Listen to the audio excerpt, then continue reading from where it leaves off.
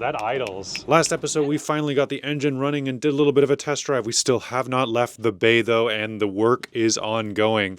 Still many more things to fix. So in this episode, we're going to go over it and hopefully leave the bay. If this is your first time watching, my name is Simon. I'm building a $1 boat to sail around the world, and we've been repowering her from a seized Volvo engine to a brand new Franken motor built from two different engines, a Nissan SD33, and a hospital generator. Let's get into it. We're going to start off this episode with a helpful comment from the last episode. Spicy Steve has got us with the broken rocker arm I did not even see. So yep, that's cracked. Let's change it out. Originally in the marine engine, this was the fill cap, and this acted as the reservoir. This is my exhaust manifold. The exhaust manifold has coolant running over it. It's kind of a thing with marine engines. However, I decided I wanted to tie my engine to my hydronic loop, and I thought I could be clever. You see, my engine has a nice profile, and I really like having the silicone hose that runs along the top. So I thought I'd use the oil cooler over here as a tap-in spot, and I tapped the oil cooler out to my hydronic loop, and I tapped the head coolant in to the hydronic loop out. But that caused some problems. It's like volcano. You see, as the coolant comes out, it has an up point and a down point, and I can trap air in this loop right here. It also has the unfortunate side effect of becoming part of my engine's thermal control through its thermostat, because that's inside of the internal loop of the engine. So that means that now I not only have to get the engine up to temperature, but the hydronic loop up to temperature. I can't just use excess heat. This is the main heat of the entire engine. So as much as aesthetically it pains me, because I really like the look of this silicone hose running down the whole length, I'm gonna have to tap in here at my thermostat, run up to the hydronic loop, and then back down to the heat exchanger back there, because all of this coolant is excess, and right here is the sweet spot to tap into it, which means I need different size hoses and different size fittings. So in the meantime, I'm just going to remove the hydronic loop from the engine and run the engine normally and wait for all my stuff to come in the mail in the meantime. But for now, I'll just have an engine that runs well. So we'll take this off. Well, the engine isn't going to overheat now, but it will also not stop. So we need a way to turn this engine off. Come on, girl. I really got to work on the placement here. This is ridiculous. Please work. I don't want to put that many holes in my boat. I'm down here because I've chosen, instead of welding some crazy piece of metal, which I've been doing a lot of recently, instead there's an engine bed right here. I'm just going to screw solenoid into the engine bed and then call it a day. But getting the placement just right is tricky. If you do what you love, you'll never work a day in your life. What if I love stabbing myself in the fingers? I just need to wire it up properly. Those other two holes, that's somebody else's problem. Future Simon! Now, in order to power that solenoid and actually pull the lever on the injection pump and turn off the engine, I need to run some wires. And if I'm running wires, I might as well get the rest of the instruments running so I actually know if my engine's overheating, or has oil pressure, or is charging, or is even on. It would be nice to know.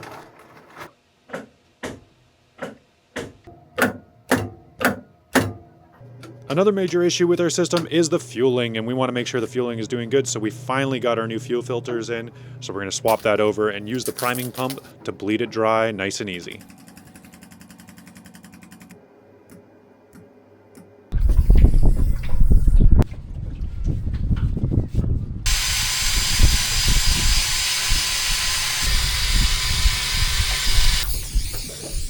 Alright, now that we have the window area cleaned up, we're going to have to put the new glass in. This is A1 automotive glass I had made at a local shop. This is actually pretty damn expensive. But the idea is that when I take a wave over the stern, I will have these nice strong windows with well sanded corners so that there's no sharp edges, and it can handle waves, and even if it does crack, it won't break because there's extra reinforcement between the panes, just like a car window.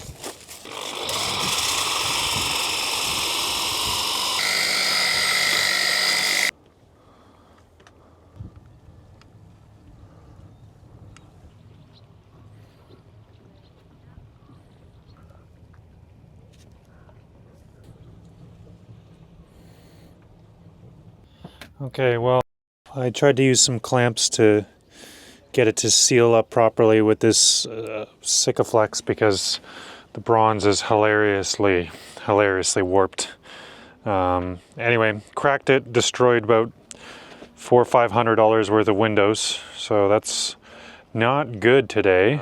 I'll get some new Lexan for this at the same thickness, and I'll do it in plastic instead, and hopefully it'll handle the warping of that bronze window a lot better.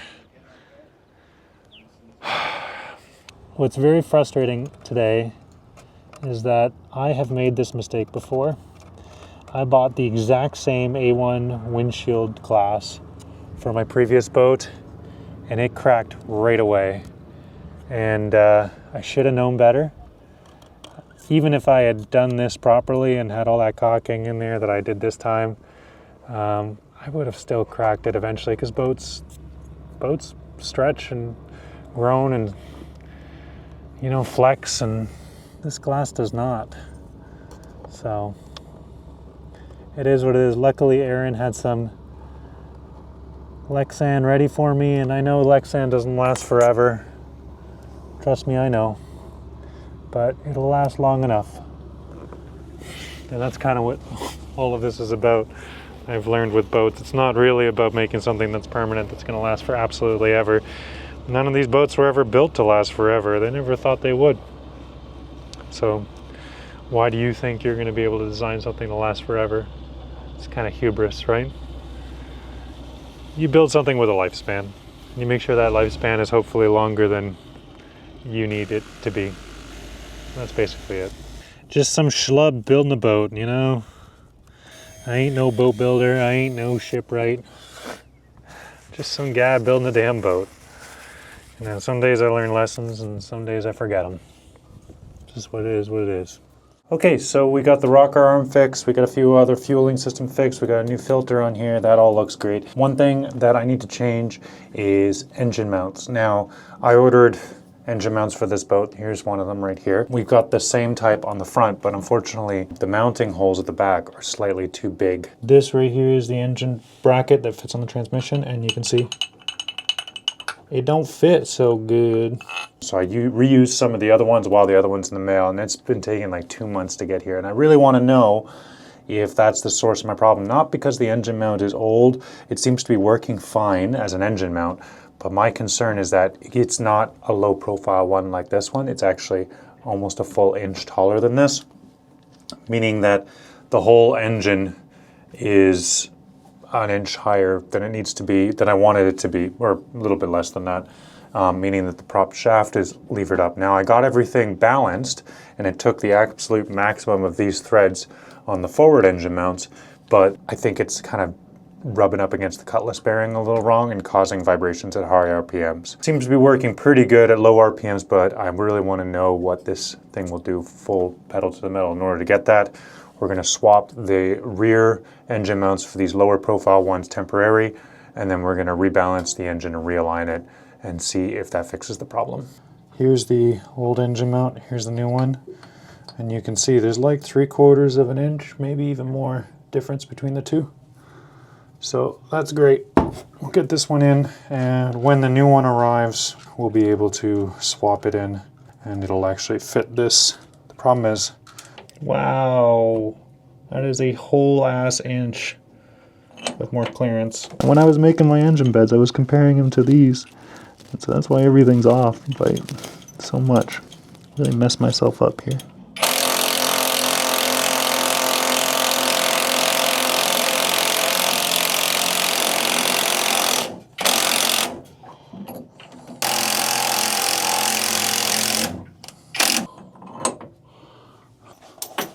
Straight to the bilge.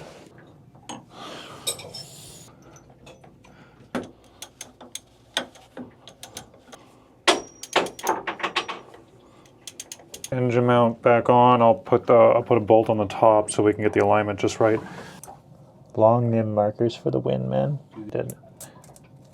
Not very well.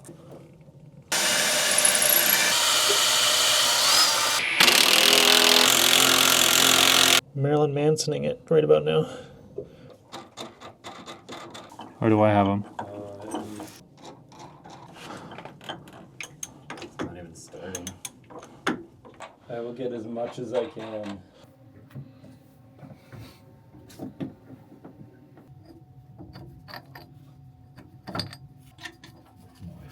Two, three, four.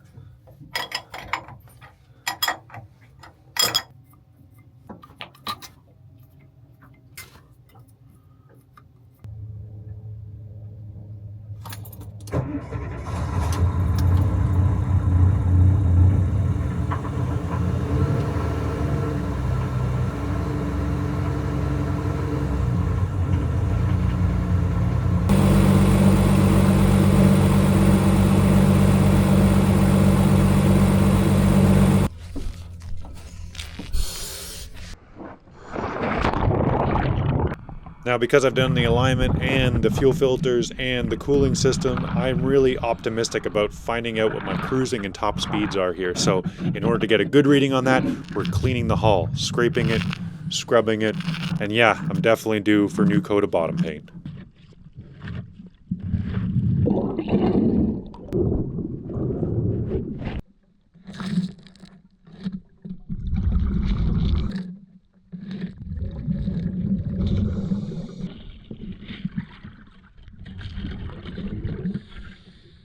Okay, let's do this.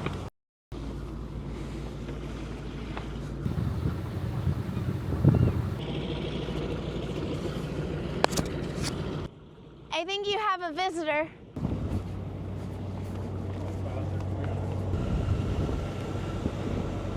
A motor yacht coming in here.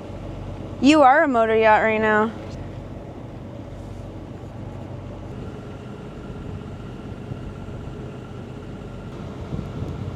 Look what he's doing. It was such a cool job. If anybody didn't tell you, it's his birthday. We're actually doing it. We're actually gonna leave the bay, like right now. It's happening right now. Ah! How you feeling? Good. A little anxious. Yeah? Yeah. Really wish I hadn't built every single square inch of this boat. I think I'd feel a lot less anxious if I just bought the damn thing. There's the marker. This is it. This is it, guys. Look, look, look. Look. That's the marker. That's the marker right there. We're officially out of the bay. Silva Bay is behind us. Does it feel good? If I had a boat, ride it on the ocean. If I had a pony, I'd ride it on my boat.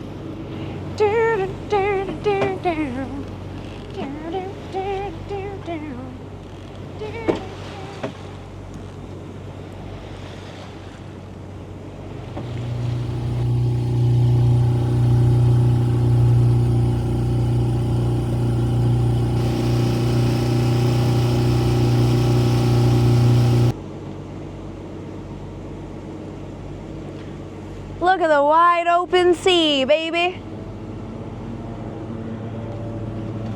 Wide open sea. Here goes the float plane. What do you think? Well, all our work is paid off. Everything that I've done actually worked this time. I cannot believe I'm saying this out loud, but like, there's no vibration in that stuffing box at all. The bleed went through. I'm not even dropping any pistons anymore. It's like The bleeding on the coolant is working. The steering is working. It's a lot happier. I'm a lot happier. Been in this bay for a long time. I've worked several jobs, been through several relationships, had several dogs, 2 dogs since I've been here, and I have never moved my home under its own power out of the bay. So this is pretty damn big. This is a real chapter change. I've been here for nearly a decade, guys. Well, I don't need to tell you that. You've been watching the damn videos. It's taken a while to get here. All right. Set sail. Happy birthday, my love. Thank you. All I needed was a sailor, and I'll get sailing, right? Look at that, guys. 5 knots. We're not even full throttle.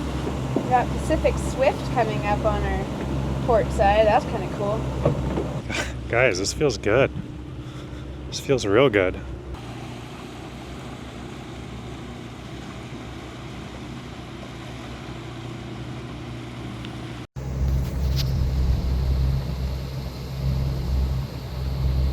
Nude bathing, suntanning, you know, on the beach, naked. This is so awkward.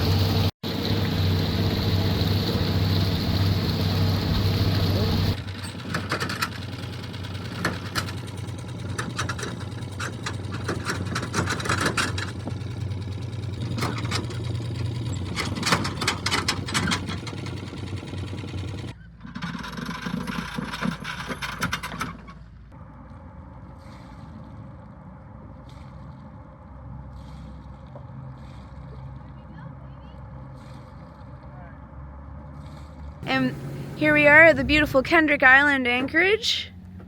I guess I'll... You can see, can you? That's Gabriola Passage, kind of back there. This is a great place if you're not timing your tides very well to hang out.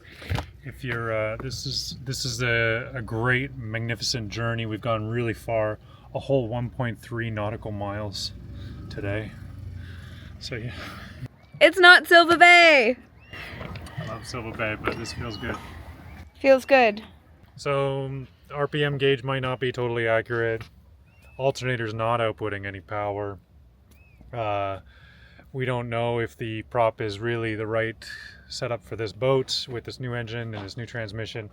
And we know that there's chips missing out of it and it's a little pink, so it definitely should get replaced, but we don't know with what just yet. But we made it, and all that work can be tomorrow. Tonight, glass of scotch, some tacos, beautiful sunset. It's gonna be great. And maybe a birthday cake.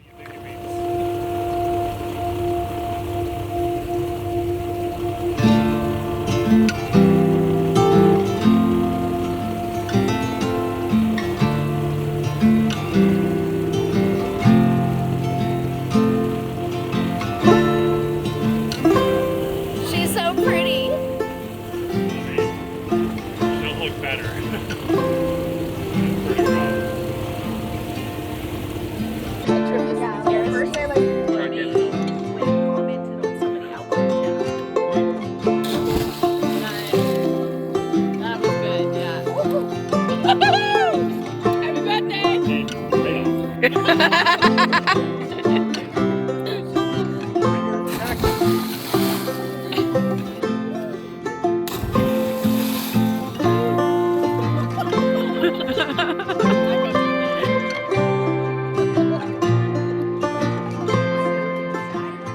Happy birthday to you. It's pretty. It's a pretty princess cake. It's very pretty. It's purple. It's a lavender. It's a lavender cake. It's a lavender cake. Oh, shit. It's a lemon lavender with blackberry filling. Of course you did all of this. Of course you did. Amazing. I'm not even surprised. Yeah, it's bad. I'm gonna start expecting this. Oh, that looks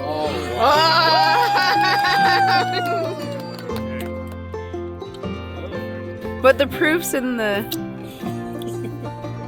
Ooh. That is lavender. Wow. That's good. Look at it. Lick it? Did you just say lick? It's not noticing. Isn't that so cool as an icing Really flavor? amazing. Holy moly.